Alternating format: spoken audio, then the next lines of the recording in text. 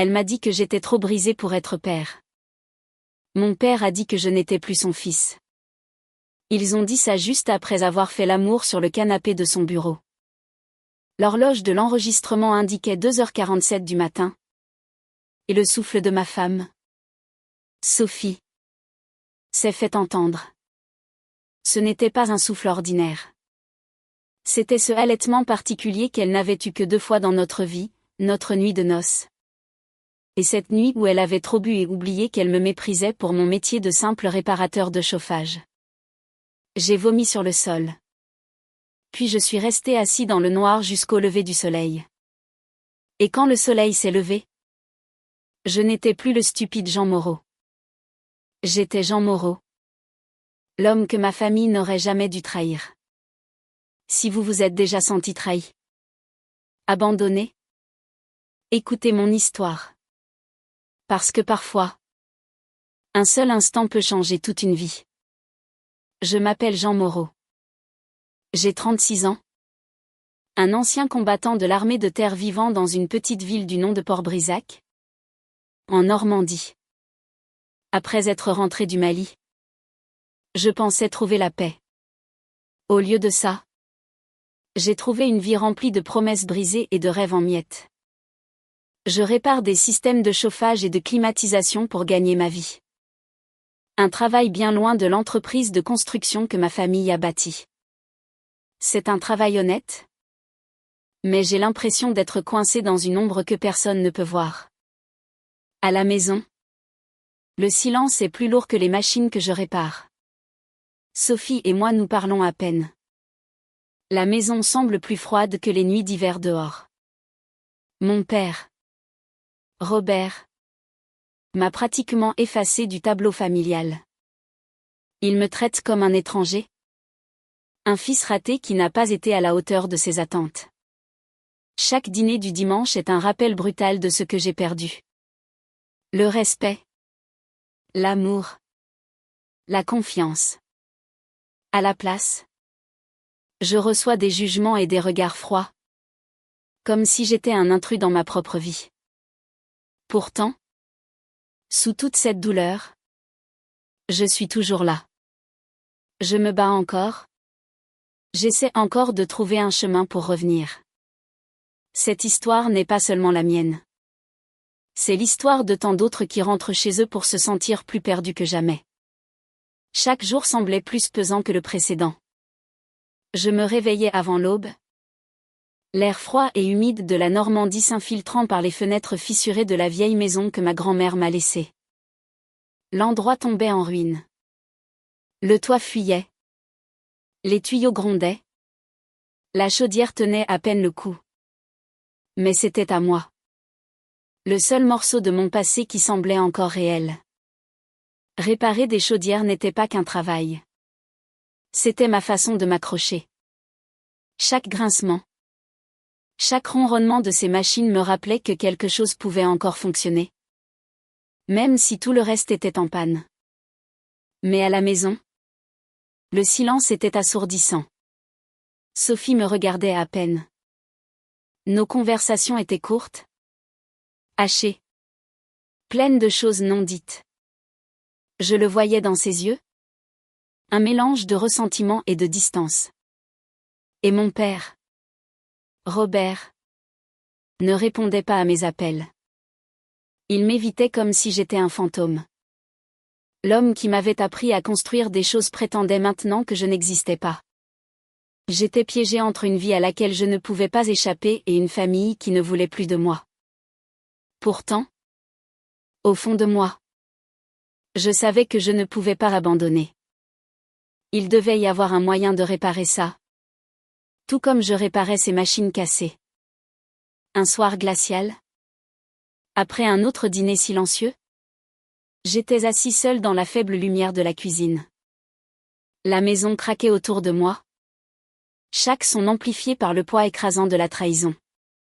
C'est alors que j'ai entendu le cliquetis métallique de la fente de la boîte aux lettres. Une petite clé USB argentée avait glissé à l'intérieur. Pas de mots. Pas d'explication. Juste cet objet froid reposant sur le bois usé du sol. Je l'ai fixée. Le cœur battant. Mes mains tremblaient en la branchant sur mon ordinateur portable.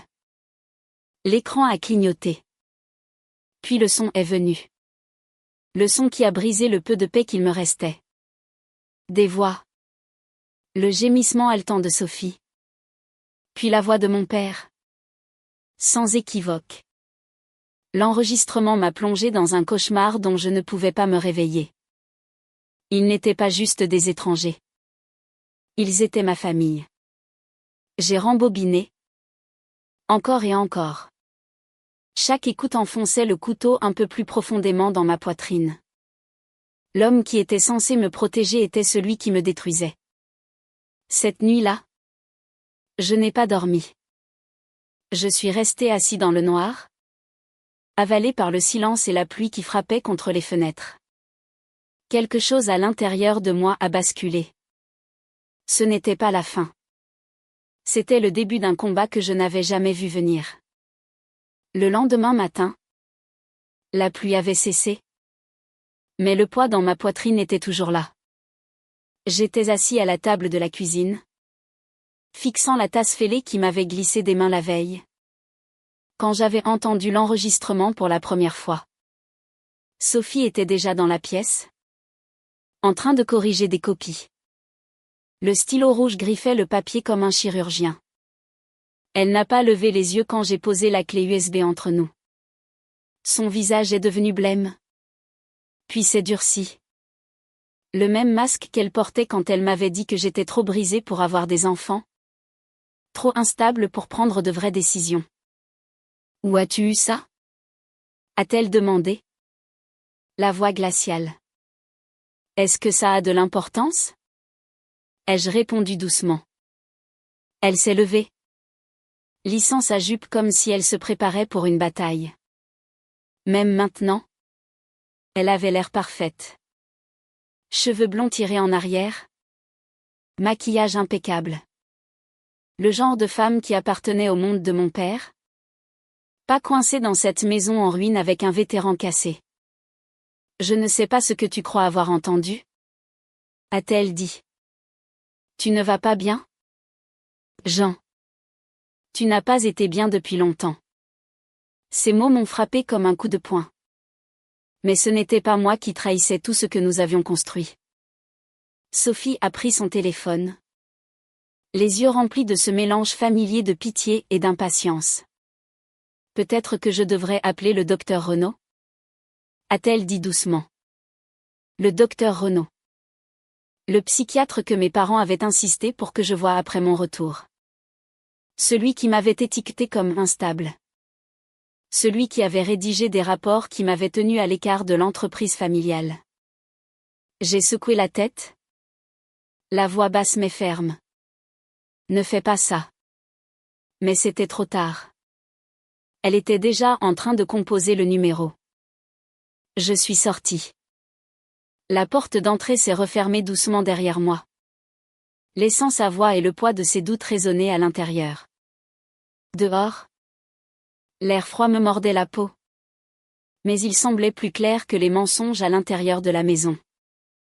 J'ai su alors que si je voulais reprendre ce qui était à moi, je devrais me battre non seulement contre Sophie et mon père, mais aussi contre le doute qu'ils avaient planté si profondément en moi.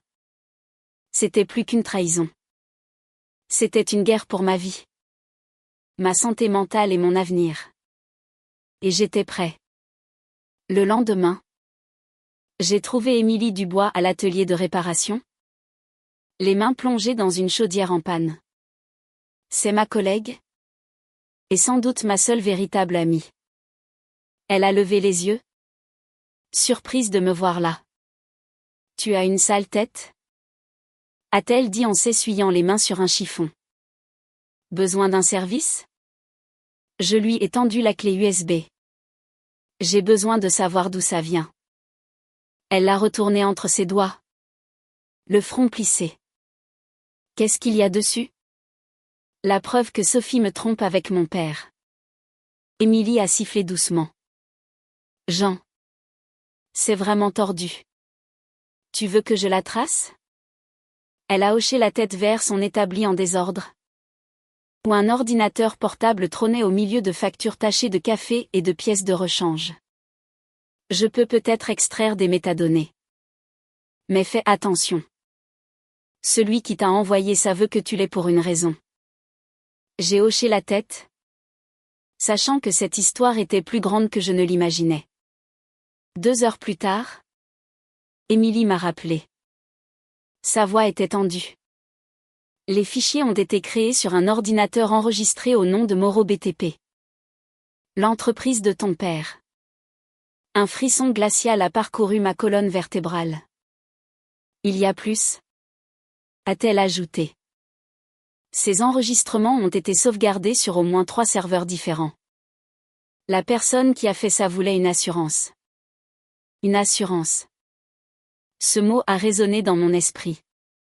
Quelqu'un à l'intérieur de l'entreprise. Quelqu'un qui savait exactement à quel point ce jeu était sale. Quelqu'un qui se protégeait. Je suis rentré chez moi en silence. Les feuilles d'automne mortes crissant sous mes pneus. Je pensais à qui pourrait vouloir se protéger en m'envoyant ça. Quelqu'un qui craignait d'être exposé mais qui voulait que j'aie la vérité. Une vérité que je n'étais pas sûr d'être prêt à affronter. Ce mardi soir-là, mon téléphone a sonné alors que je réparais un thermostat dans la cave de Madame Wilson. Une vieille dame adorable du centre-ville. C'était ma mère. Catherine. Jean. Chérie. Tu as encore manqué le dîner de dimanche ? A-t-elle dit gentiment. Ton père s'inquiète pour toi. Sophie dit que tu as été difficile ces derniers temps. Je suis sortie dans le jardin. L'air froid frappant mon visage alors que j'essayais de garder ma voix stable. Qu'est-ce qu'elle t'a dit exactement ? Que tu ne prends pas tes médicaments ? A-t-elle répondu doucement. Que tu portes des accusations insensées. Chérie. Si tu as des difficultés, nous pouvons t'aider. J'ai levé les yeux vers le ciel gris. La dernière lumière du jour disparaissant derrière les arbres. Je vais bien. Maman. Je viendrai dîner dimanche. Elle a soupiré. Ton père est impatient de te voir. J'ai failli rire. Vraiment ? Les dîners du dimanche chez les Moreau étaient censés être une tradition. Mais dernièrement, ils ressemblaient à un piège. J'ai garé ma vieille camionnette dans l'allée circulaire. Derrière la berline de Sophie et le SUV noir et élégant de mon père. À travers les fenêtres de la salle à manger, je les ai vus assis. Mon père. En bout de table. Impeccable dans son blazer marine. Ma mère. Portant son collier de perles. Sophie. Riant à quelque chose que mon père venait de dire. Il ressemblait à la famille parfaite. Le genre de famille qu'on voit dans les magazines sur les hommes d'affaires prospères et leurs œuvres de charité. Je suis entrée sans frapper. Jean. Ma mère m'a accueilli avec un sourire forcé. Il parlait du projet Morrison. Le plus gros contrat de mon père depuis des années. J'ai pris ma place habituelle. Sentant les regards froids de Sophie et de mon père. Mon père a hoché la tête. Le plus gros chantier que nous ayons eu en 5 ans. Sophie est intervenue. J'adore ce quartier. Ma mère a suggéré que nous pourrions envisager de déménager plus près du lac. Il y avait une belle maison à vendre sur la rue des Ormes. J'ai secoué la tête. La petite maison me convient. La voix de Sophie était tranchante. Tu dis ça depuis 3 mois. Le toit fuit. Les tuyaux éclatent et la chaudière fonctionne à peine. Mon père a soupiré et s'est penché en avant. Jean. Nous avons déjà parlé de ça. Tu es revenu d'outre-mer avec des difficultés. Je ne suis pas moins compétent. Ai-je interrompu ? La voix stable mais ferme. Mais on ne me fait confiance pour rien d'important. Sa mâchoire s'est crispée. Ce rapport du docteur Renaud était censé t'aider à obtenir des aides ? Pas à te tenir à l'écart de l'entreprise familiale. Ma mère s'est agitée. Mal à l'aise. Serrant son verre de vin. J'ai sorti mon téléphone et je l'ai posé sur la table. J'aimerais partager quelque chose avec vous tous. Leurs yeux se sont rétrécis alors que j'appuyais sur play. La voix de mon père a rempli la pièce.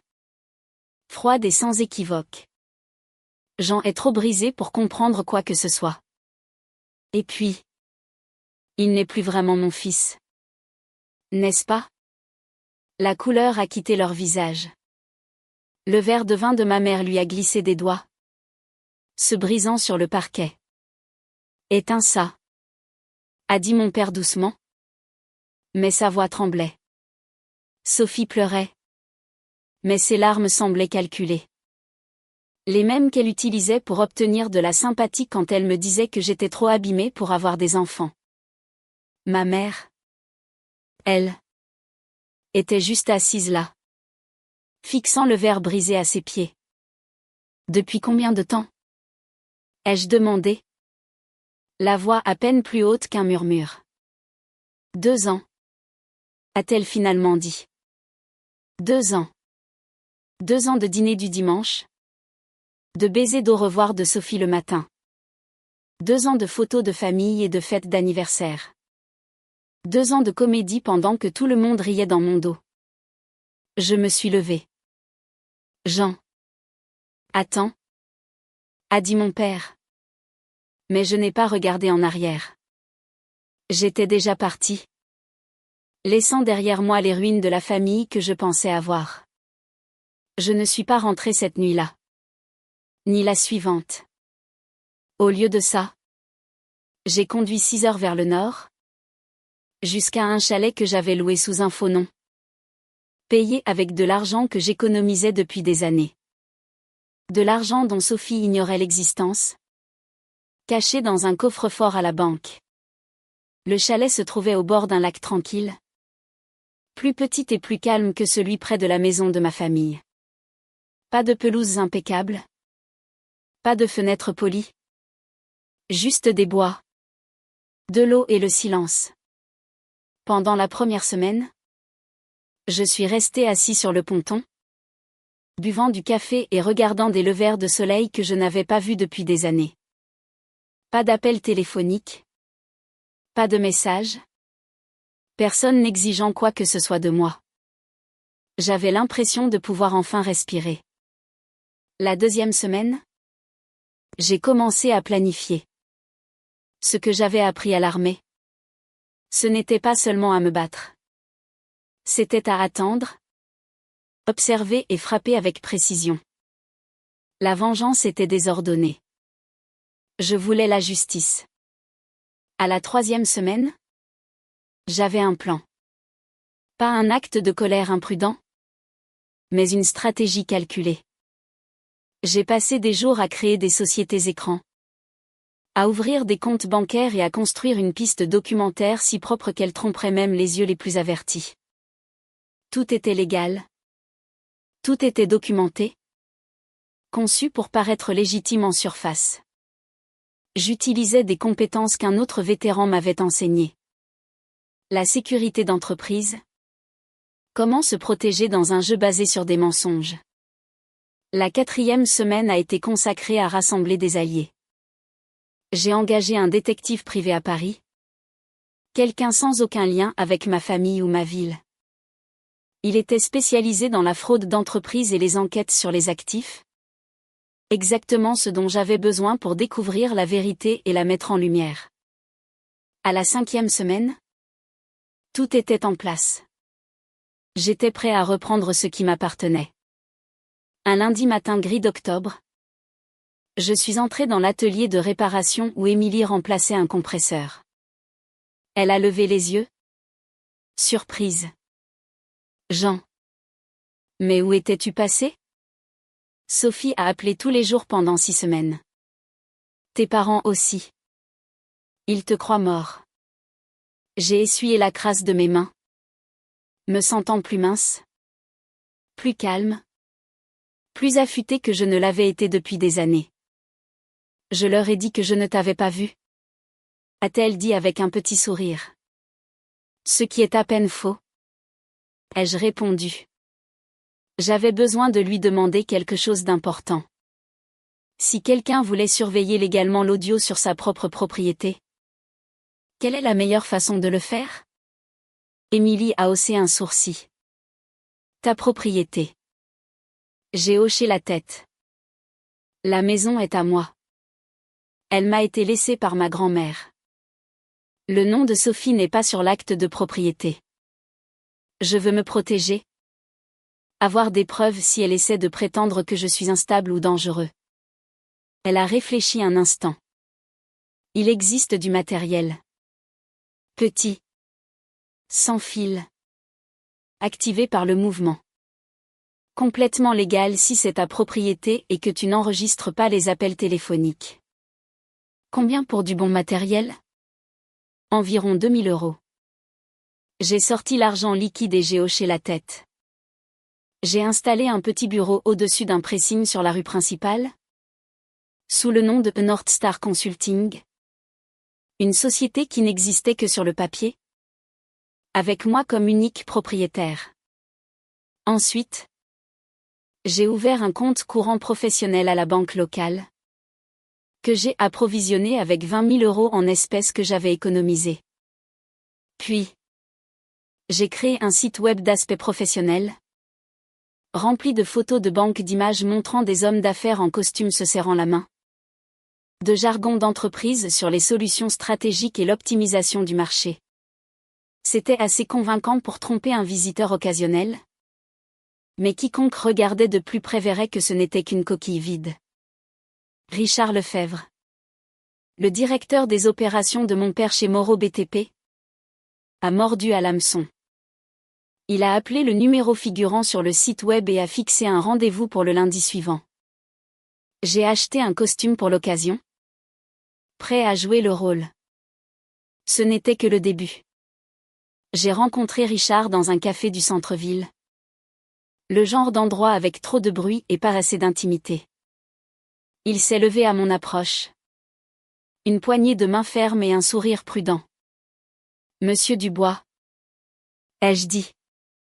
Utilisant le nom de jeune fille de ma mère comme faux nom. Un petit clin d'œil ironique que lui seul ne pouvait pas comprendre. Monsieur Lefebvre. A-t-il répondu? Ses yeux me jaugeant. Il était plus petit que ne le laissait supposer sa photo sur LinkedIn. Avec des cheveux clairsemés et la corpulence molle d'un homme plus habitué à un bureau qu'à un chantier. Je dois admettre. A-t-il dit alors que nous nous asseyons? Que je suis curieux de votre proposition. Les études de marché pour les entreprises de construction ne sont pas courantes par ici. Exactement. Ai-je répondu en ouvrant mon ordinateur portable. C'est pourquoi il y a une opportunité. La plupart des entreprises de votre taille prennent des décisions à l'instinct. Pas sur la base de données. Je lui ai montré une présentation professionnelle que j'avais passé 2 semaines à préparer. Pleine de fausses études de marché avec juste assez d'informations réelles pour paraître crédible. C'est impressionnant, a dit Richard en faisant défiler les diapositives. Où avez-vous obtenu ces données? Je travaille avec des entrepreneurs régionaux. Ai-je dit vaguement. Je ne peux pas citer de nom. Mais des entreprises similaires ont vu leurs revenus augmenter de 15 à 30%. Richard s'est penché en arrière. Intéressé. Ce serait substantiel? A-t-il dit. Monsieur Lefebvre. Puis-je vous poser une question confidentielle? Ai-je demandé en baissant la voix. Allez-y. A-t-il répondu avec prudence. Quel est votre pouvoir de décision chez Moreau BTP? Son visage s'est légèrement assombri. Que voulez-vous dire? J'ai fait quelques recherches préliminaires. Robert Moreau a fondé l'entreprise. Mais vous êtes le directeur des opérations. Avez-vous l'autonomie nécessaire pour prendre des décisions importantes? Je l'ai. A-t-il dit rapidement. Robert fait confiance à mon jugement. Bien. Parce que certaines de nos recommandations nécessitent des décisions rapides et de la flexibilité. Richard a hoché la tête. Mais ses yeux se sont plissés. J'ai fermé l'ordinateur portable.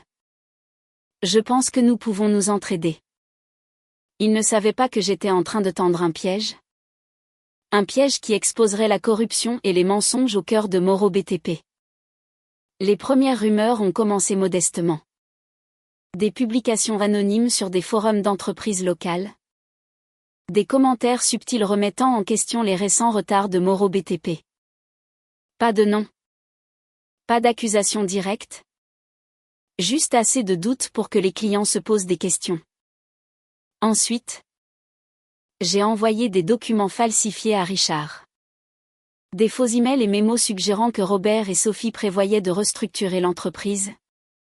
De réduire son autorité et son salaire. Les documents avaient l'air réels. En tête de l'entreprise. Jargon juridique. Prévision financière. Richard a avalé l'appât tout entier. En quelques jours, il a commencé à remettre en question chaque décision prise par mon père, exigeant de voir des dossiers qu'il n'avait jamais demandés auparavant. Il a commencé à organiser des réunions secrètes avec des clients clés, se positionnant comme l'alternative fiable et stable. Pendant ce temps, par le biais de North Star Consulting, j'ai soumis des offres pour 3 projets que Moro BTP convoitait. Des offres suffisamment basses pour l'emporter, mais trop basses pour être menées à bien. Je n'ai terminé aucun des chantiers. Après 60 jours, les contrats ont été rompus, les clients frustrés, et ils ont cherché d'autres options. La réputation de Moro BTP a commencé à s'effriter. La paranoïa de Richard grandissait. Et l'empire de mon père commençait à s'effondrer de l'intérieur. Les microphones cachés dans la maison de ma grand-mère capturaient chaque mot. Les appels de Sophie à mon père, complotant leur prochain coup. Ses conversations avec des avocats au sujet du divorce et de la manière de plaider la violence psychologique. Des discussions avec des agents immobiliers sur la vente de la maison. Ma maison. Un mardi soir de janvier, alors que la neige tombait en silence, j'ai regardé depuis ma camionnette mon père entrer dans la maison avec une clé que je ne savais pas qu'il possédait. Pendant 40 minutes, il a arpenté la vieille demeure, sa voix claire à travers les haut-parleurs de mon téléphone. L'estimation de la maison est revenue à 240 000 €, a-t-il dit à Sophie. Si nous pouvons le faire interner, même temporairement, nous pouvons obtenir une procuration et forcer la vente. La voix de Sophie tremblait. Qui va le croire? Il a un dossier médical qui documente son instabilité. La voix de mon père était froide. Mais s'il a des copies des enregistrements? Alors on s'en occupera. Le nom de Richard est apparu, sa suspicion croissante devenant une menace pour leur plan. Richard a dépassé son utilité, a dit mon père. Et si Jean devient un problème? Eh bien, des accidents arrivent tout le temps sur les chantiers de construction. Je suis resté figé, écoutant l'homme qui était censé être mon père. Mon propre père. Planifier ma fin. Le jeu venait de changer. Ce n'était plus une question de justice. C'était une question de survie. J'ai programmé une réunion pour le jeudi après-midi à l'hôtel de la plage. La seule salle de conférence décente du centre-ville. L'invitation a été envoyée à 12 personnes. Mon père. Robert. Sophie. Richard Lefebvre. Le maire. 3 membres du conseil municipal. 2 journalistes locaux et 3 des plus gros clients de Moro BTP. L'objet du mail était simple et direct, irrégularités financières urgentes chez Moro BTP. Je suis arrivé 30 minutes en avance. J'ai installé mon ordinateur portable. Préparé les fichiers audio et organisé des dossiers de documents. Robert a été le premier à arriver. L'air confus et en colère. Jean. Qu'est-ce que c'est que cette histoire? A-t-il exigé. C'est l'heure de rendre des comptes? Ai-je dit calmement. Sophie est entrée ensuite, suivie de Richard et des autres. Ils chuchotaient entre eux, essayant de deviner ce qui se passait.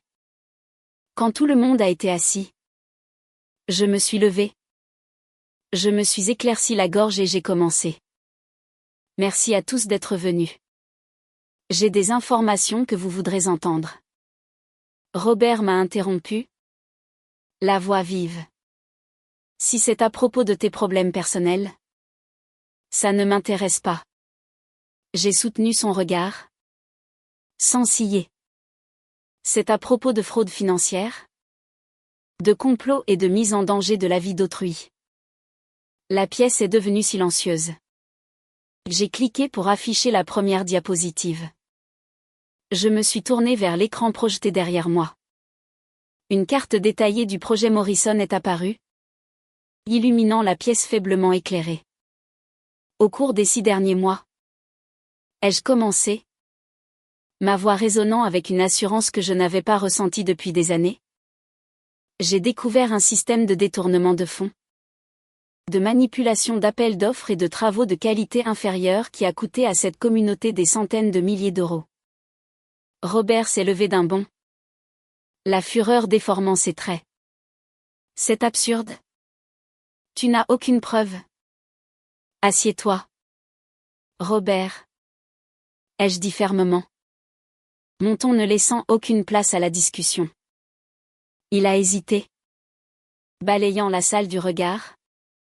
Puis s'est lentement rassis, visiblement déconcerté par mon calme. J'ai détaillé le développement Morrison. J'ai présenté des preuves de 47 violations du code de la construction, toutes signées par Robert malgré des rapports internes signalant des travaux de mauvaise qualité. J'ai montré des photos que mon détective avait prises, des fondations fissurées, une isolation inadéquate, du câblage électrique dangereux dissimulé derrière des murs fraîchement peints. J'ai affiché des copies de factures pour des matériaux de première qualité, puis des bons de livraison pour des substituts bon marché. Chaque diapositive était une brique de plus dans le mur de ces mensonges. Le maire, un homme habituellement jovial du nom de Le Goff, s'est penché en avant, son visage grave. Monsieur Moreau, avez-vous des preuves tangibles de ces accusations? Des documents? C'est une chose. Mais l'intention. J'ai mieux que ça. Ai-je dit en me tournant vers mon ordinateur. J'ai lancé le premier fichier audio. C'était un enregistrement de Robert et Richard dans le bureau de mon père. La qualité était parfaite, grâce au matériel d'Émilie. La voix de Robert a rempli la salle. Le Goff ne posera pas de problème. Un don généreux à sa campagne de réélection. Et il signera tout ce que nous lui mettrons sous le nez. Il a toujours été coopératif. Un murmure choqué a parcouru la salle. Le maire est devenu livide. J'ai continué, enchaînant les enregistrements. Robert discutant de pots de vin avec des inspecteurs en bâtiment. Sophie se plaignant que la vente de ma maison ne se faisait pas assez vite. Et puis, le clou du spectacle. La conversation où mon père discutait de la possibilité de me faire interner et de me faire disparaître dans un accident de chantier. Des halètements ont éclaté. Les journalistes tapaient frénétiquement sur leur clavier. Les clients se regardaient, horrifiés. La vérité était là. Crue et indéniable. Richard Lefebvre est devenu pâle comme un linge. Sa voix tremblait. Qu'est-ce que tu as fait? Robert? Robert a regardé autour de lui. Désespéré? Cherchant un allié dans une mer de visages hostiles. Tout ça est sorti de son contexte. Jean est instable. Il manipule tout le monde. C'est un homme malade. Je l'ai coupé net. Tu voles cette ville depuis des années. Tu soudoies des fonctionnaires? Tu coupes les coins ronds. Tu mets des vies en danger. Et tu as comploté pour te débarrasser de ton propre fils. La seule personne malade ici, C'est toi. Le maire s'est levé. Sa décision prise. Assez. Avec effet immédiat? Tous les contrats de la ville avec Moreau BTP sont suspendus en attendant une enquête complète. Un par un. Les fonctionnaires et les clients ont quitté la salle, laissant derrière eux une atmosphère glaciale. Il ne restait plus que ma famille et Richard. Sophie. Les larmes coulant sur son visage parfaitement maquillé, s'est approchée de moi. Jean. S'il te plaît. On peut arranger ça. Une thérapie. De couple. Non. Ai-je dit. Ma voix dénuée de toute émotion. Il n'y a plus de « nous ». Richard s'est levé. Sa voix froide et calculatrice. Robert. Je veux que tu saches que je n'ai rien à voir avec les pots de vin ou les violations de sécurité. Notre partenariat est terminé. Il est parti sans un regard en arrière, abandonnant le navire qui coulait. Robert m'a foudroyé du regard, ses yeux remplis d'une haine pure. Tu as tout détruit. Non. Ai-je répondu calmement. Je n'ai fait qu'exposer la vérité. C'est toi qui as tout détruit. Il y a bien longtemps.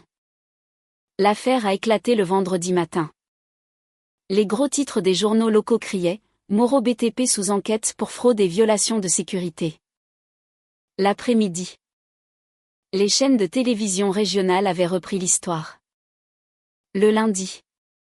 Des agents de la police financière ont perquisitionné les bureaux de l'entreprise. Les comptes bancaires ont été gelés. Les ordinateurs saisis. Les employés interrogés. L'entreprise qui avait été la pierre angulaire de la richesse et de la réputation de ma famille s'est effondrée en quelques heures.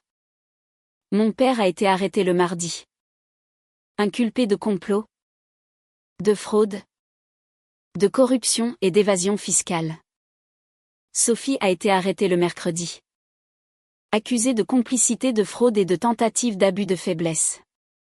Sa licence d'enseignante a été suspendue en attendant l'enquête. Richard.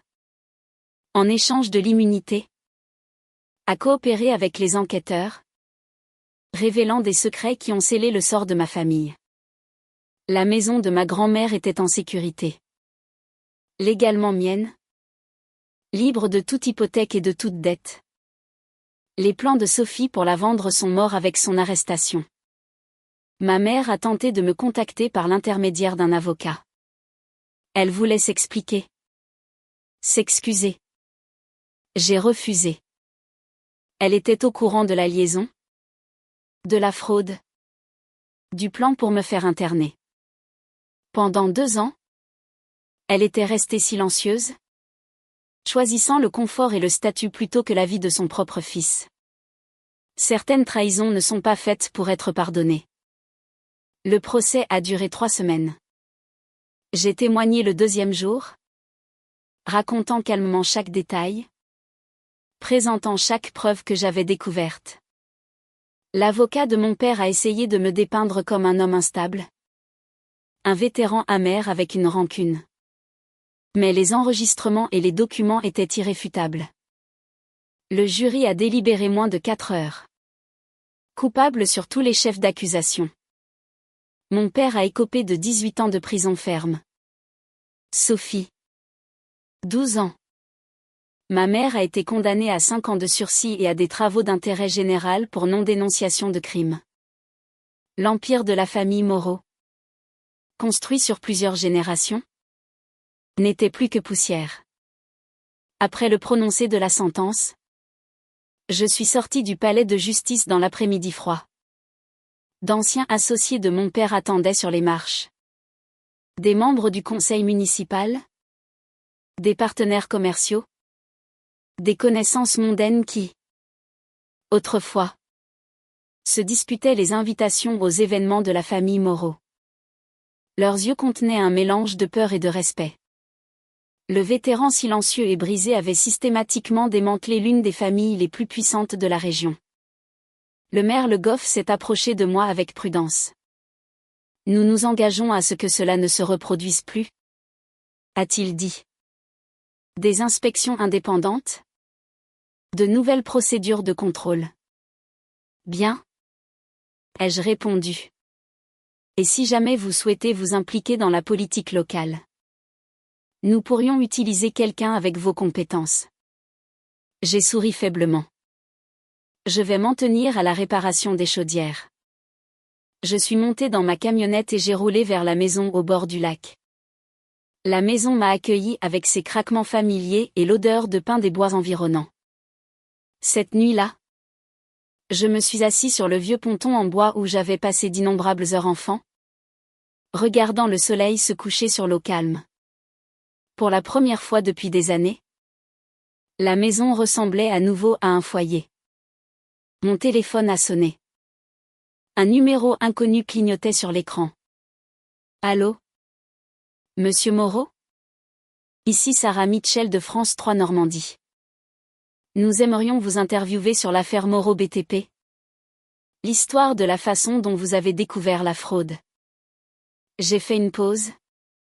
Puis j'ai dit doucement, ça ne m'intéresse pas. Nous pouvons vous offrir une compensation? A-t-elle insisté? J'ai raccroché.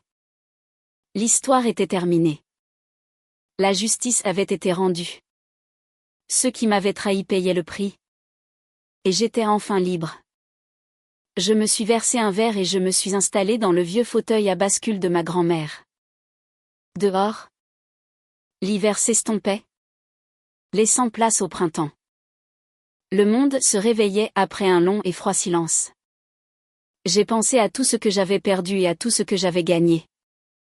L'empire que ma famille avait construit était enterré sous les mensonges et la trahison. Mais des cendres?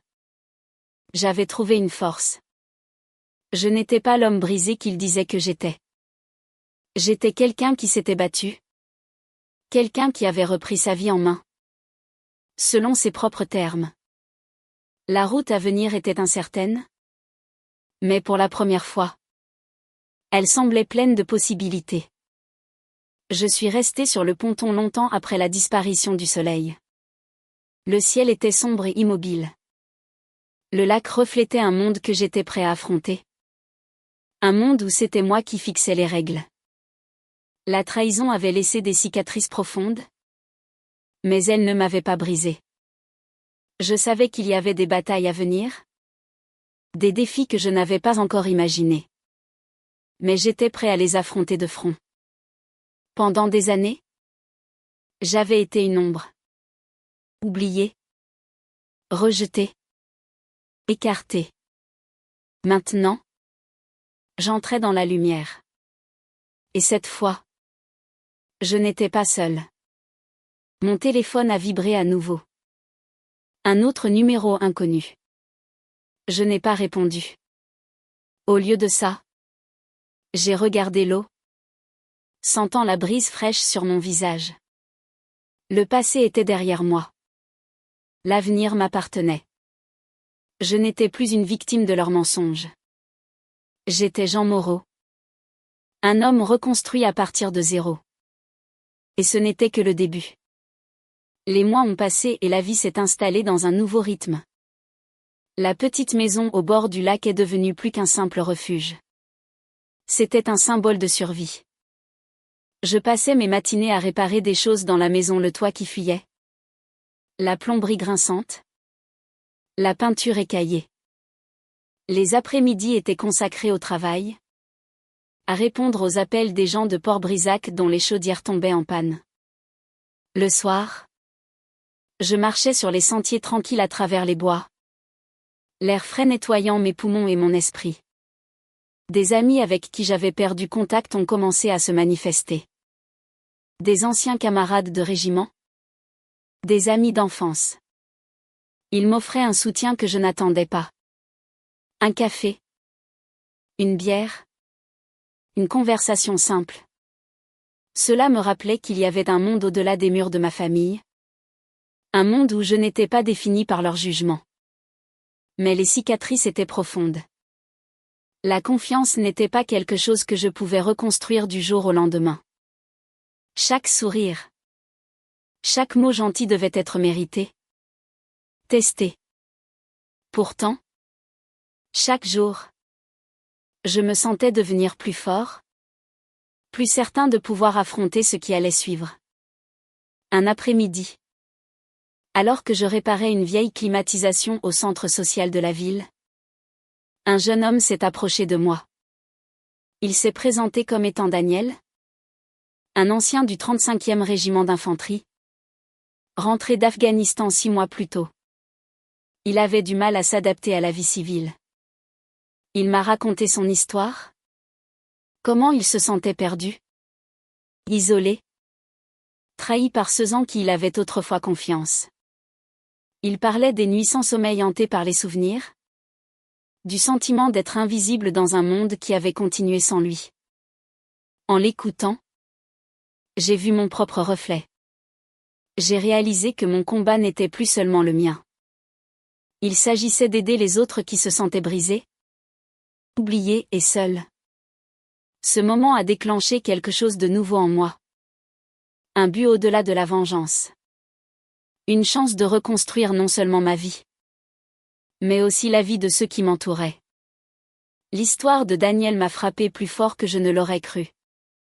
Il parlait avec une franchise désarmante de la colère qu'il ressentait, de la distance qui s'était creusée avec sa famille, de l'impression de marcher dans le brouillard. Comme moi. Il portait le poids de la trahison. Pas seulement celle des ennemis sur le champ de bataille, mais celle, plus insidieuse, d'un système qui promettait de prendre soin de ses soldats et qui, trop souvent, les laissait tomber. J'ai compris alors que ma quête n'était plus une vendetta personnelle.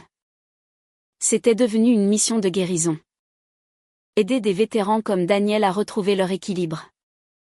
Le centre social est devenu un lieu de rendez-vous informel. J'ai commencé à y organiser des groupes de soutien. Pas de psychologue, pas de paperasse, juste des chaises en cercle, du café chaud et la liberté de parler sans être jugé. Nous partagions des histoires, des luttes et de l'espoir. Je mettais les gars en contact avec des ressources. Je les aidais à naviguer dans le labyrinthe administratif pour obtenir de l'aide. Je construisais un réseau de personnes qui refusaient d'être brisées. Cette nouvelle mission me donnait de la force. Une raison de me lever chaque matin qui allait au-delà de la colère ou de la douleur. Il s'agissait de reconquérir une dignité. Pour moi et pour ceux qui, comme moi, avaient été mis de côté. La nouvelle s'est répandue rapidement. D'autres vétérans se sont présentés au centre social, en quête de liens et de compréhension. Certains venaient avec des cicatrices physiques, cachées sous des couches de vêtements. D'autres portaient la douleur dans leurs yeux. Ensemble, nous avons formé un lien forgé dans l'expérience partagée et les vérités tacites. J'ai écouté. J'ai appris. Et j'ai commencé à voir le tableau d'ensemble. Le nombre de vies qui s'effilochaient tranquillement dans des villes comme la mienne. Il ne s'agissait plus seulement de réparer des machines cassées. Il s'agissait de reconstruire des vies brisées. J'ai trouvé un but dans leurs histoires, de l'espoir dans leur résilience. Et à chaque réunion, je sentais mes propres blessures commencer à se cicatriser. C'était le chapitre suivant. Un chapitre écrit non pas avec de la colère, mais avec de la force et de la solidarité. Mais même en construisant cette nouvelle vie, les ombres du passé persistaient. De vieux associés de mon père me regardaient de travers en ville. Des appels téléphoniques silencieux tard dans la nuit. Des chuchotements de la part de personnes qui avaient autrefois régné sur la ville. Ils voulaient me rappeler que je n'étais pas aussi intouchable que je le pensais. Un soir, une lettre est arrivée. Pas d'adresse de retour.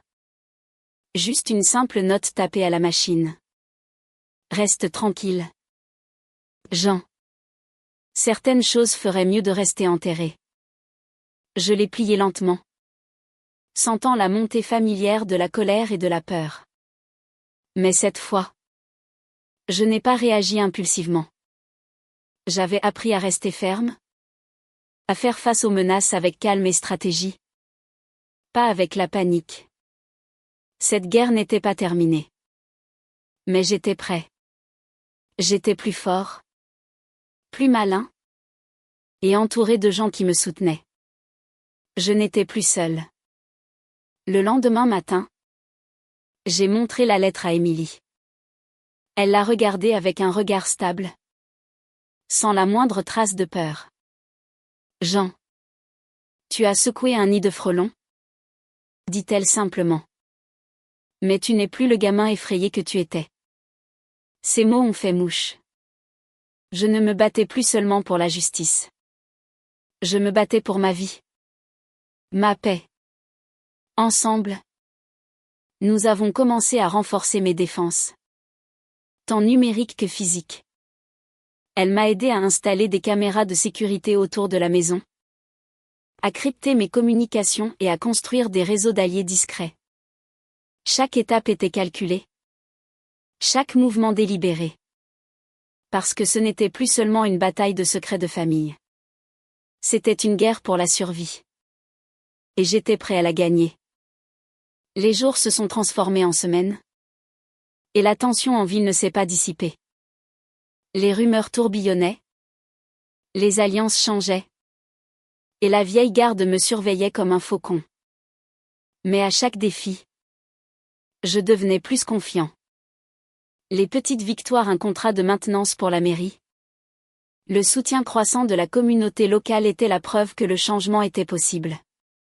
Émilie et moi nous rencontrions régulièrement dans un petit café à l'écart, planifiant soigneusement les prochains coups, ne baissant jamais notre garde. J'ai commencé à encadrer de plus jeunes vétérans, partageant mon histoire pour inspirer la résilience. La maison au bord du lac est devenue un sanctuaire? Pas seulement pour moi, mais pour ceux qui cherchaient un peu d'espoir. Ce n'était pas la vie que j'avais imaginée, mais c'était la mienne, et j'étais déterminée à la protéger à tout prix. Un matin frais, alors que le soleil filtrait à travers les pins, j'ai reçu un appel qui m'a secoué. C'était du bureau du maire. Il voulait que je prenne la parole lors d'une prochaine réunion publique sur le soutien aux anciens combattants et la reconstruction de la communauté. Une chance de transformer ma douleur en un but sur une plus grande scène. J'ai hésité. Parler en public n'était pas ma force. Mais ensuite, j'ai pensé à Daniel, aux autres, et au chemin que nous avions tous parcouru. Ce n'était plus seulement mon combat. Il s'agissait de créer un avenir où personne ne se sentirait abandonné. J'ai accepté. Et en raccrochant, un étrange sentiment d'espoir s'est installé en moi. Peut-être, juste peut-être, que c'était le moment où tout allait changer. La salle du conseil municipal était bondée. Des visages que je reconnaissais et beaucoup d'autres que je ne connaissais pas. Des vétérans. Des familles. Des élus locaux et des voisins. Tous réunis dans une seule pièce. Je me tenais au pupitre. Le cœur battant. Le poids de leurs attentes lourd sur mes épaules. J'ai pris une profonde inspiration et j'ai commencé à parler. Pas seulement de mon histoire, mais de la douleur et de la résilience de chaque vétéran qui s'était senti oublié. J'ai parlé de la trahison, de la perte et du long chemin vers la guérison. Mais par-dessus tout, j'ai parlé d'espoir. Quand j'ai terminé, il n'y avait pas un œil sec dans la salle. Les applaudissements ont été assourdissants, mais ce qui comptait le plus, c'étaient les hochements de tête silencieux, les regards de compréhension et les nouvelles connexions qui se sont forgées cette nuit-là. Pour la première fois, je me suis senti vraiment vue. Non pas comme le fils brisé de Robert Moreau, mais comme Jean. Juste Jean. Après la réunion publique, les invitations ont commencé à affluer. Des associations locales, des œuvres de charité, même des écoles voulaient que je partage mon histoire. J'ai réalisé que ma voix pouvait être plus qu'un simple exutoire personnel. Elle pouvait être un catalyseur de changement. J'ai commencé à organiser des ateliers. Des sessions pratiques où j'enseignais aux vétérans des compétences de base en réparation, en plomberie, en électricité. L'idée était simple, leur redonner un sentiment de compétence, de contrôle sur leur environnement. Réparer un tuyau qui fuit ou un thermostat cassé était une petite victoire. Mais ces petites victoires s'additionnaient. Elles reconstruisaient la confiance en soi. Pièce par pièce. Chaque session était aussi un rappel que personne ne devrait avoir à affronter ses batailles seul. La communauté a lentement commencé à se transformer. Les murs sont tombés. Les vieux stigmates sur la santé mentale ont commencé à s'estomper. La confiance a commencé à se reconstruire. Non pas sur des fondations de pouvoir et d'argent comme l'avait fait mon père, mais sur l'entraide et le respect mutuel. Ce n'était pas parfait, mais c'était un progrès. Et à chaque pas en avant, je me sentais un peu plus léger, un peu plus fort. Ce n'était plus une question de vengeance ou de survie. C'était une question de rédemption. Ma propre rédemption. Au fil des mois, je me suis retrouvée à endosser un rôle que je n'avais pas prévu. Un leader, un mentor, une voix pour ceux qui luttaient encore en silence. Les cicatrices de la trahison et de la perte ne disparaissaient pas du jour au lendemain. Mais elles sont devenues une partie de mon histoire. Une source de force plutôt que de honte.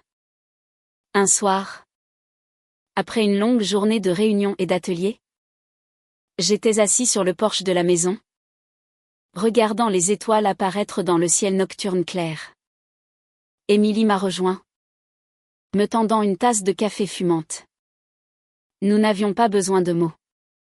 Le silence parlait pour nous. J'ai pensé au chemin parcouru. De l'homme brisé par sa propre famille à quelqu'un qui construisait un nouvel héritage sur les cendres de l'ancien. Et même si la route à venir était incertaine, j'étais prêt à y faire face. Parce que cette fois, je n'étais pas seul. La ville a commencé à changer d'une manière que je n'aurais pas imaginée. Les gens qui autrefois se détournaient ont commencé à s'avancer. Les entreprises locales ont offert leur soutien, proposant des emplois et des stages aux vétérans du groupe. Les programmes communautaires ont fleuri. Le groupe que j'avais aidé à démarrer a dépassé les murs du centre social, touchant les villes voisines. Les lettres ont afflué. Des remerciements d'hommes et de femmes qui avaient trouvé de l'espoir grâce à notre travail. Une lettre s'est démarquée.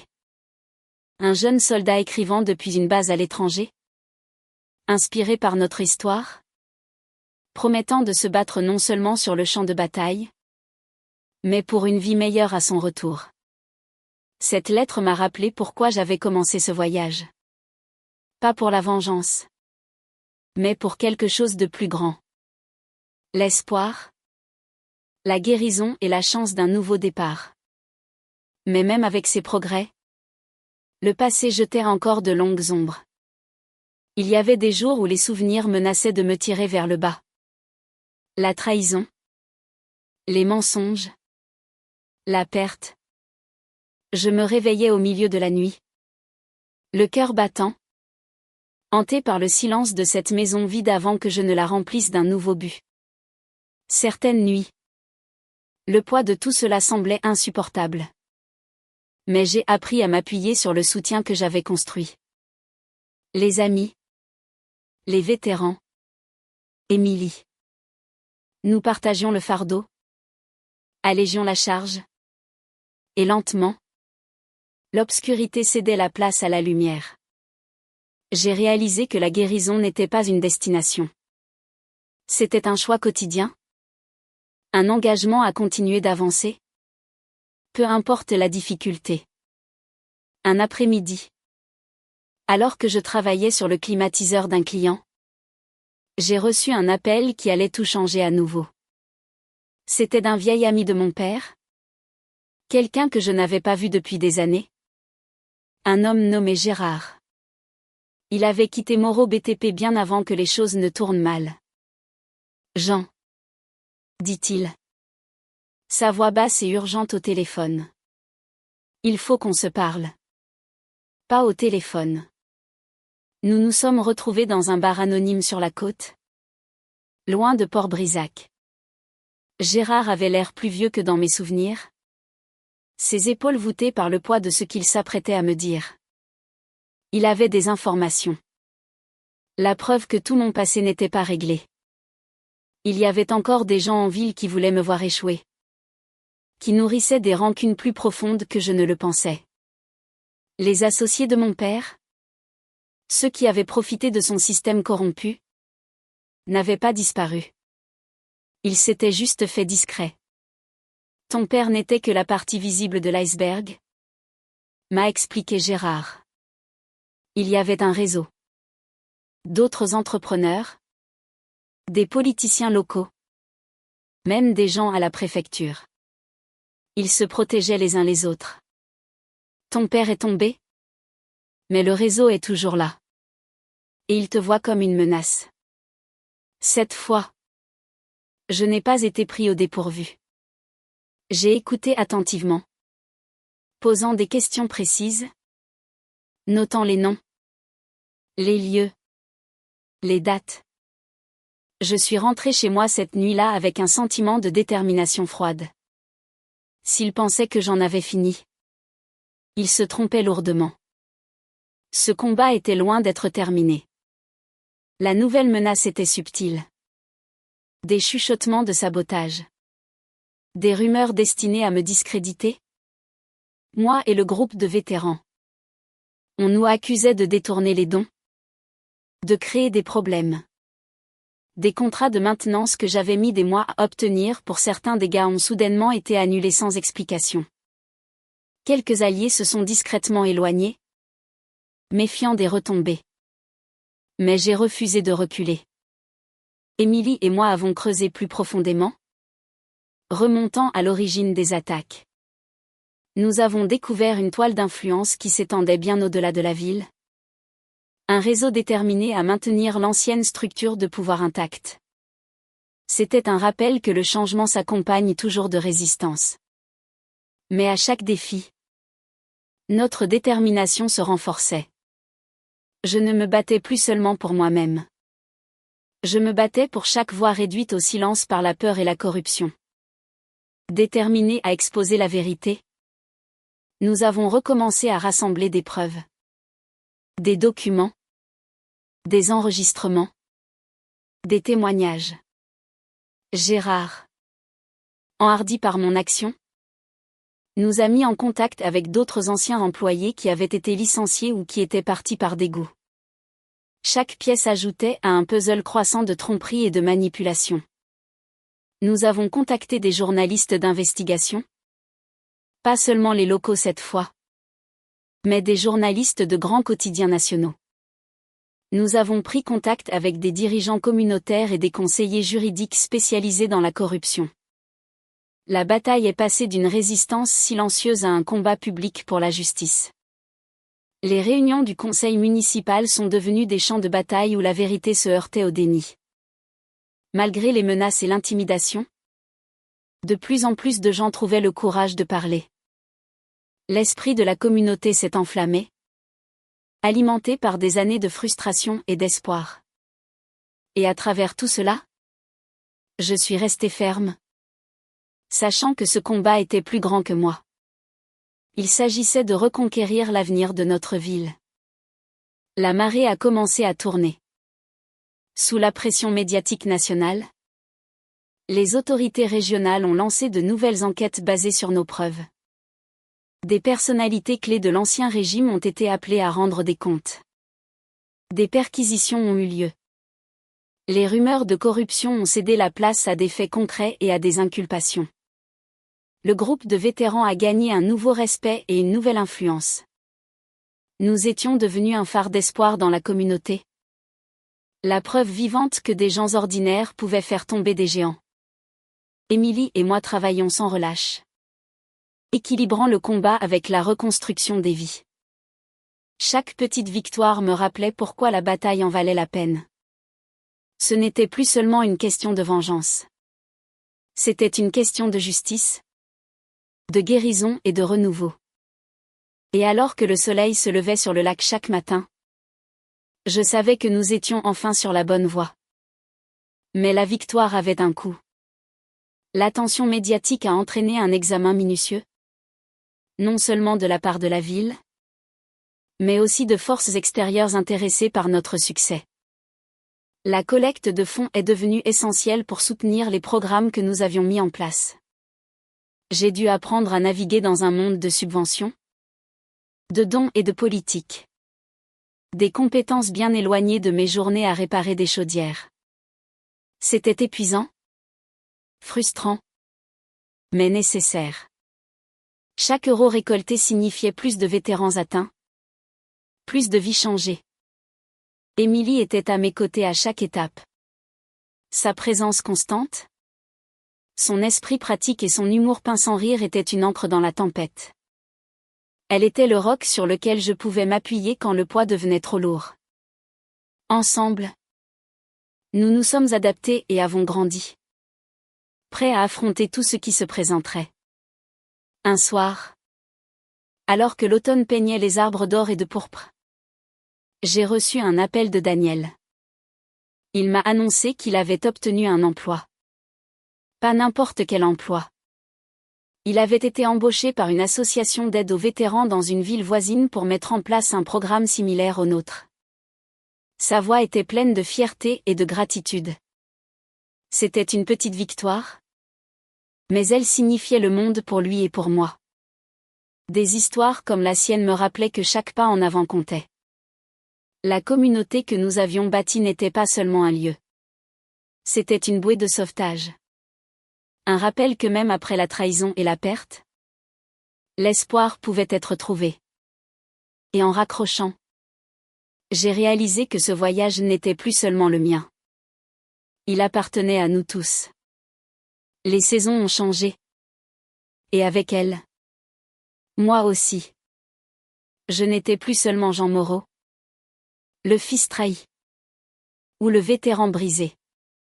Pour beaucoup, j'étais devenu un symbole de résilience.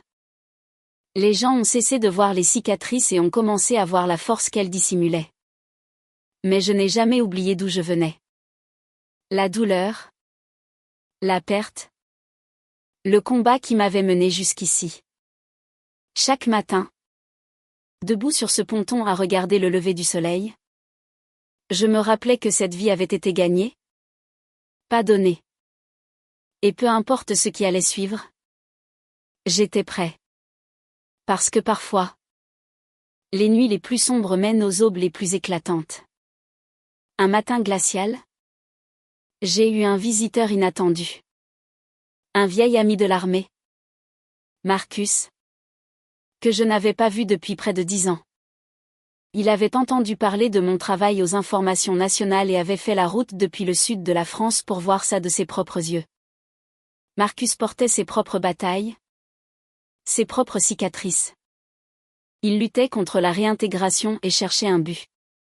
Ensemble, nous avons réfléchi à des moyens d'étendre le réseau de soutien au-delà de notre ville, de notre région. Nos conversations ont fait naître de nouvelles idées, des programmes de sensibilisation, des ateliers sur la santé mentale animés par des professionnels, des formations professionnelles certifiantes. La vision est devenue plus grande que ce que nous n'aurions jamais imaginé. C'était un rappel que la guérison était un effort communautaire. Et avec des alliés comme Marcus, je savais que nous pouvions faire une réelle différence. Marcus et moi avons commencé à organiser des rencontres mensuelles de vétérans dans les villes voisines. Chaque rassemblement grandissait en taille et en esprit. Un espace sûr pour partager des histoires et trouver la solidarité. Nous mettions en contact des vétérans qui luttaient en silence avec des ressources et des amis qui comprenaient. L'impact s'est propagé, construisant un réseau plus fort que n'importe quelle personne seule. Il ne s'agissait plus seulement de survivre.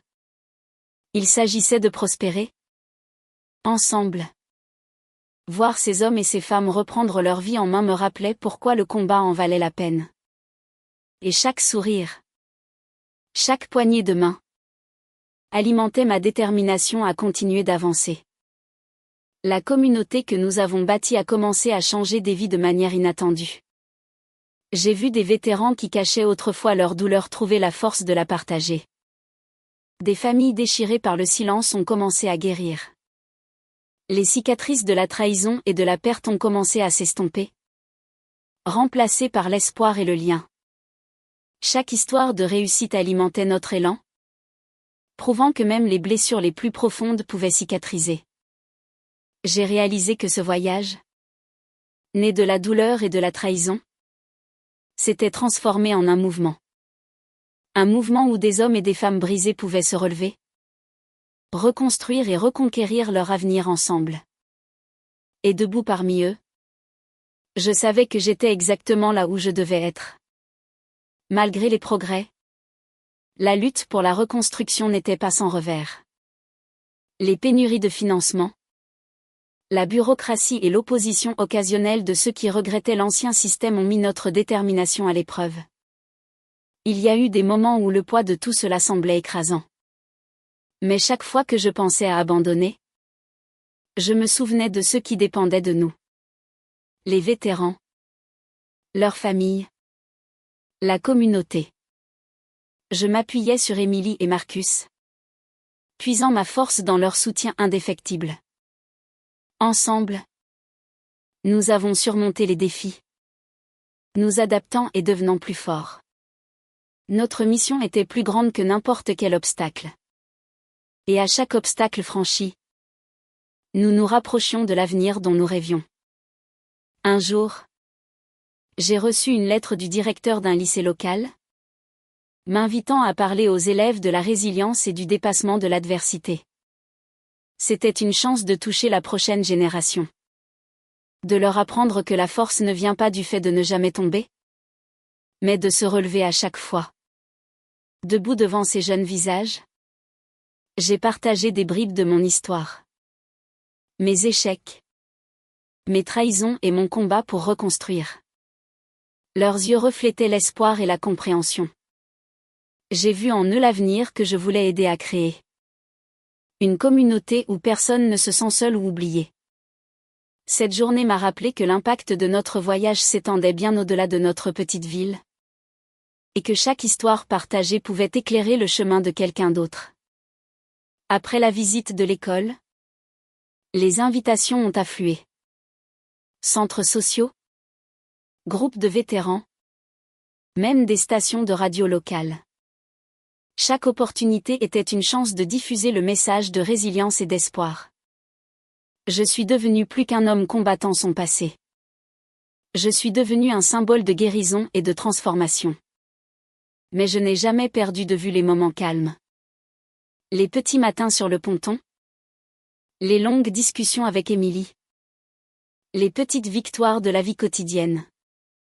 Ces moments me gardaient ancré, me rappelant pourquoi ce voyage était important. Parce que la guérison n'est pas un événement unique. C'est un chemin de toute une vie. Et j'étais déterminée à le parcourir, pas à pas, avec ceux qui en avaient le plus besoin. La machine était lancée, plus grande et plus forte que jamais.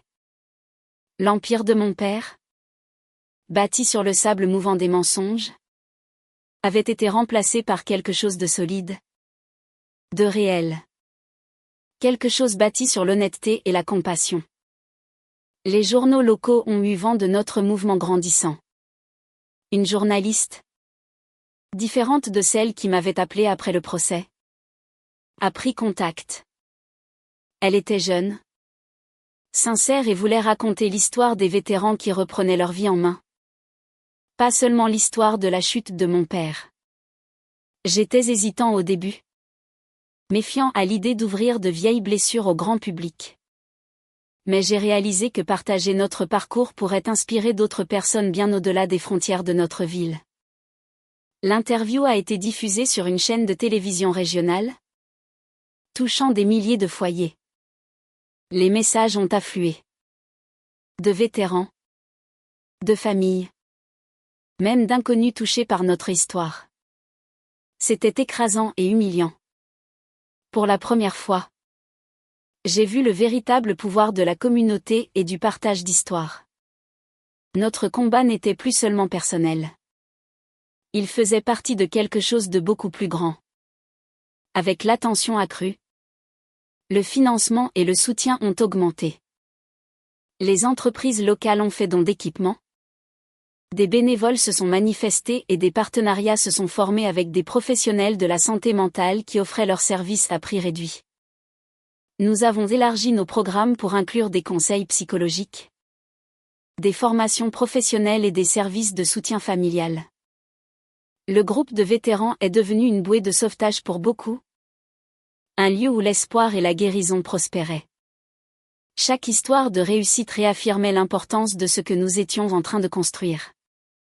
Il ne s'agissait plus seulement de réparer des vies brisées. Il s'agissait de construire un avenir pour lequel il valait la peine de se battre. Et chaque jour qui passait, cet avenir semblait plus proche que jamais. En regardant en arrière, je n'aurais jamais imaginé que le voyage me mènerait ici. De la trahison et de la perte à la guérison et à l'espoir. Les cicatrices restent, mais elles ne me définissent plus. J'ai appris que la force vient du fait d'affronter l'obscurité, pas de l'éviter, et que les plus grandes batailles sont souvent menées à l'intérieur de soi. Entouré d'une communauté qui refuse d'abandonner, je me sens enfin entier. La route à venir est encore incertaine, mais je suis prêt. Parce que je ne survis plus seulement. Je vis. Cette histoire n'est pas seulement la mienne. Elle appartient à tous ceux qui se sont déjà sentis brisés, trahis ou seuls. Je ne prétendrai pas que la douleur disparaît du jour au lendemain. Elle reste avec vous. Une ombre qui devient parfois trop grande pour être ignorée. Mais c'est aussi un rappel. Un signe de ce que vous avez survécu, de ce que vous avez surmonté. La justice ne m'a pas été donnée. Je me suis battu pour chaque parcelle de celle-ci. Et à travers ce combat, j'ai trouvé quelque chose de plus. Je me suis trouvé moi-même. Un après-midi de printemps, alors que je travaillais sous l'évier d'une cuisine pour réparer une fuite, mon téléphone a vibré. C'était un numéro de la prison centrale. Mon cœur s'est serré. Je n'avais eu aucun contact avec mon père depuis le procès. J'ai laissé la messagerie vocale prendre l'appel. Plus tard, en écoutant le message, j'ai reconnu la voix de l'aumônier de la prison. Robert Moreau était gravement malade. Un cancer qui s'était propagé rapidement. Les médecins lui donnaient quelques semaines. Tout au plus. Il demandait à me voir. Pendant 2 jours, j'ai lutté avec cette demande. Une partie de moi, la partie la plus sombre, se réjouissait de cette justice karmique. Mais une autre partie, celle qui avait grandi au cours des dernières années, ressentait une pointe de pitié. Pas pour l'homme qui m'avait trahi, mais pour l'homme mourant seul dans une cage. J'en ai parlé à Émilie. Elle m'a écouté sans juger. Comme toujours. Tu n'as pas à y aller, Jean, m'a-t-elle dit. Tu ne lui dois rien. Fais ce qui te semble juste pour toi. Pas pour lui. J'ai décidé d'y aller. Pas pour lui pardonner. Je ne pense pas que je le pourrai jamais. Mais pour moi. Pour clore ce chapitre. Pour regarder l'homme qui m'avait presque détruit et lui montrer que j'étais toujours debout. La salle de visite de l'infirmerie de la prison était stérile et sentait l'antiseptique. Robert était méconnaissable. Il avait perdu énormément de poids. Sa peau était cireuse et ses yeux autrefois perçants étaient ternes et enfoncés dans leurs orbites. Il n'était plus le titan de l'industrie. Juste un vieil homme frêle en pyjama de prison. Nous sommes restés assis en silence pendant un long moment. Sa voix était un murmure rauque. Je suis désolé, Jean. Les mots flottaient dans l'air entre nous.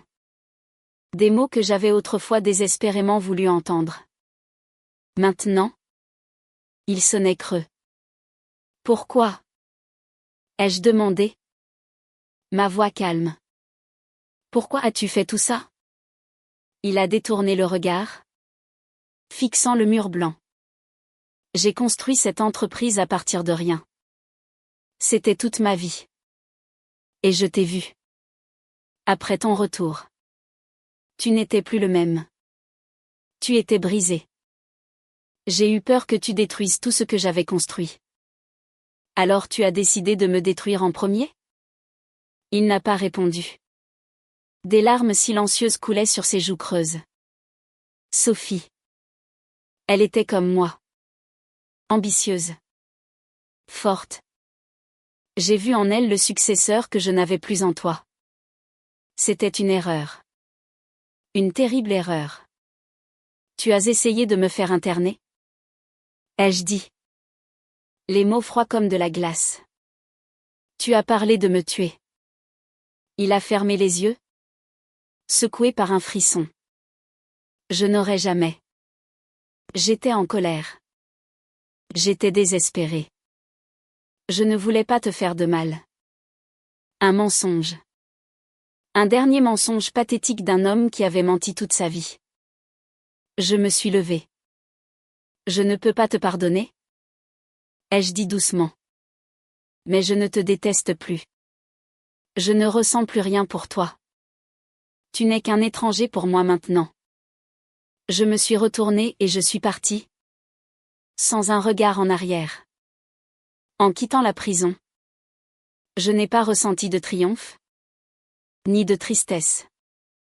J'ai ressenti une sorte de calme. Une libération.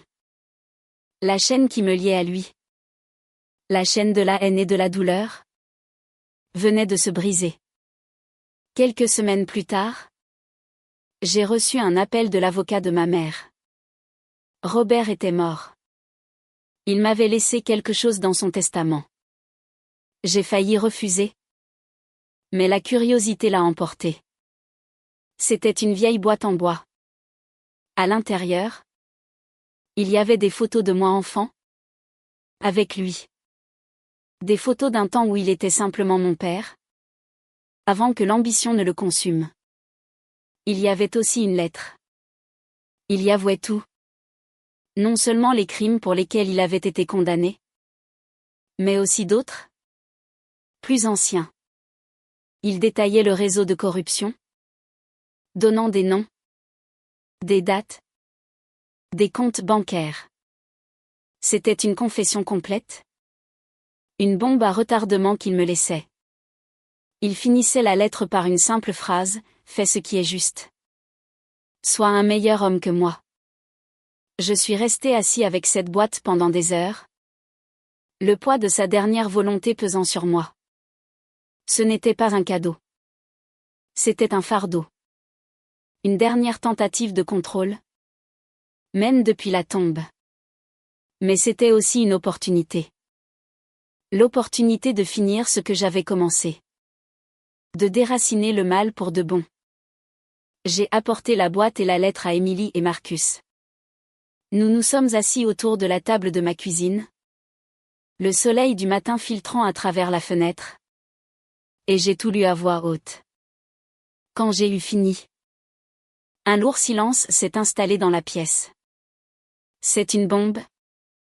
A finalement dit Marcus. Tu peux faire tomber tout le système avec ça. Mais à quel prix? A demandé Émilie. Son regard fixé sur moi. Tu as déjà traversé une guerre? Jean. Es-tu prêt à en commencer une autre? Elle avait raison. Publier cette lettre déclencherait un chaos. Plus d'enquêtes? Plus de procès? Plus de vies détruites. La ville, qui commençait à peine à guérir, serait à nouveau plongée dans le scandale. Mon nom serait à nouveau sur toutes les lèvres. Non plus comme un survivant, mais comme un destructeur. Pendant plusieurs jours, j'ai réfléchi. Je me suis promenée dans les bois. J'ai passé des heures sur le ponton, regardant l'eau. J'ai pensé à la demande de mon père, fais ce qui est juste. Mais qu'est-ce qui était juste? La justice pure et dure? Qui brûlerait tout sur son passage? Ou une autre forme de justice? Une justice qui construirait au lieu de détruire? J'ai repensé à Daniel, aux autres vétérans, à la communauté que nous avions bâtie. Notre force ne venait pas de la destruction de l'ancien monde, mais de la création d'un nouveau. Nous avions trouvé un but en nous entraidant, en reconstruisant ce qui était cassé. La vengeance était une impasse. La guérison était le seul chemin vers l'avant. J'ai pris ma décision. Je n'ai pas remis la lettre aux autorités ni aux journalistes. Au lieu de cela, j'ai fait quelque chose de différent. J'ai utilisé les informations qu'elle contenait comme un levier silencieux. J'ai demandé à un avocat de confiance de contacter, un par un, les hommes nommés dans la lettre. Il ne leur a pas montré la lettre. Il leur a simplement fait savoir qu'elle existait et qu'elle était en lieu sûr. Il n'y a pas eu de menace. Pas de chantage. Juste une proposition. Ils avaient le choix. Soit ils continuaient comme avant, et la lettre serait rendue publique. Soit ils commençaient à changer. À investir dans la communauté qu'ils avaient exploitée pendant si longtemps. À financer des programmes de formation professionnelle. Des logements abordables. Des initiatives pour les jeunes. À réparer les dommages qu'ils avaient causés. Un par un, ils ont accepté. La peur de l'exposition publique était un puissant facteur de motivation. Lentement, presque imperceptiblement, l'argent a commencé à affluer dans les projets communautaires. Pas sous forme de dons publics et tape à accent grave-l'œil, mais par des investissements discrets et des contrats attribués à des entreprises locales qui en avaient besoin. L'ancien réseau de corruption a été transformé en un réseau de reconstruction involontaire. La ville a commencé à prospérer. Cette fois-ci sur des fondations plus solides. Un an plus tard, je me tenais sur le porche du nouveau centre communautaire pour vétérans. Un bâtiment flambant neuf, financé par une subvention anonyme d'entreprise, que nous avions construit de nos propres mains. Daniel était à côté de moi. Il était maintenant le directeur du centre. Des familles riaient. Des enfants jouaient sur la pelouse. C'était une scène de paix. Une paix que j'avais contribué à créer. Non pas par le feu, mais par l'eau. Émilie m'a rejoint, me tendant une bière fraîche. Tu as bien fait, Jean, dit-elle doucement. Je l'ai regardé. Au fil des épreuves, notre amitié s'était transformée en quelque chose de plus profond, de plus silencieux. Un partenariat fondé sur un respect et une confiance absolue. Nous avons bien fait. Ai-je corrigé? Elle a souri. Et dans son sourire, j'ai vu un avenir que je n'avais jamais osé imaginer. Un avenir de calme, de but et peut-être même de bonheur. Parfois, je reçois une lettre de Sophie. De prison. Elle suit une thérapie. Dit-elle. Elle exprime des remords. Je ne sais pas s'ils sont sincères. Et honnêtement, ça n'a plus d'importance. Son histoire n'est plus liée à la mienne. Je lui souhaite de trouver la paix. Mais son chemin n'est plus mon problème. Quant à ma mère, nous avons commencé à parler. Des conversations courtes, prudentes, par téléphone. Elle vit seule dans une petite maison, loin de la grandeur passée. Elle essaie de comprendre ses propres choix. Son propre silence. Il y a trop de douleur entre nous pour un pardon complet. Mais il y a un début de compréhension. Peut-être qu'un jour, cela suffira. La boîte en bois de mon père est enterrée au fond de mon placard. Un rappel non pas de sa trahison, Mais de son dernier acte? Un acte qui, ironiquement, a permis une forme de rédemption. Il ne sera jamais un bon homme à mes yeux, mais il m'a donné l'outil pour en devenir un. Ce soir, alors que le soleil se couche sur le lac, je ne suis plus hanté par les échos de la trahison. Le silence de la maison n'est plus lourd. Il est apaisant. Il est rempli de la promesse de lendemain tranquille, de travail honnête et de la compagnie de ceux qui comptent vraiment. Mon nom est Jean Moreau. Je suis un réparateur de chauffage. Je suis un ami. Je suis un bâtisseur. J'ai été brisé. Et j'ai été reconstruit. Pas comme avant, mais plus fort. Et pour la première fois de ma vie, je suis en paix. Si vous écoutez ceci, sachez-le. Votre histoire n'est pas terminée. Vous avez le pouvoir d'écrire le prochain chapitre. Alors, que choisirez-vous? Abandonner ou vous relever? Le choix vous appartient. Et quoi qu'il en soit, vous n'êtes pas seul.